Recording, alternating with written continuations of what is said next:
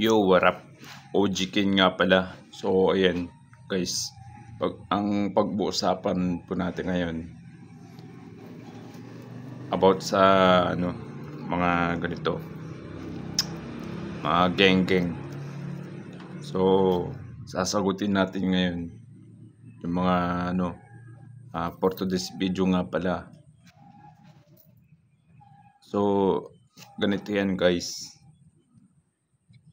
Ito, dapat para sa amin na kasi yun personal naming buhay at saka kailigan namin to.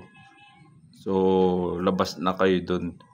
So, yung mga nambubuli na pag nagsuot ko daw ng mga ganitong kulay, may sakit daw sa hepa.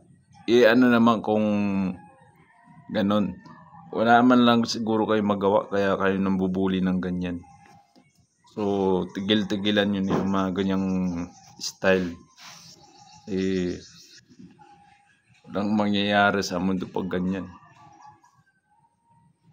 Paano kung baliktarin natin, kayo din yung bully namin tapos ganito rin kayo? Ito kasi namin to bisyo namin to. Mahalaga nga kahit may ganito kami, ang mahalaga yung mga nagsusot ng ganito. Hindi ko naman nila lahat kasi iba-ibang kasi para sa akin ang pagsuot ko ng ganito. So, sinasabi nila ma-hold up ka daw. So, ang punto ko lang naman dyan, sige, sagutin natin yan yung pag-hold up. Sinasabi ma-hold up daw pag may suot na ganito, gold na So, sasagutin natin yan. Kung hinold up man yan, men, guys, ibigay natin kung anong gusto ng alam nyo naman yung mga hold upper na yan, alam nila ang hold up nila, kinikilatis nila kung yung suot ng tao ay legit na ginto. Ito stainless lang naman to mga to Sira ulo ka ba naman na basher ka, no? Wala kang magawa sa buhay kundi anytime kaya ko bumili ng totoong ginto. So ito parang lang sa akin, siyempre passion ko nga to di ba? So labas na kayo sa mga ganong bagay, hindi nyo na pinapakialam ang ibang tao. So passion niya yan. Wala kang paki dyan. So yun lang, guys, wala kang paki dyan.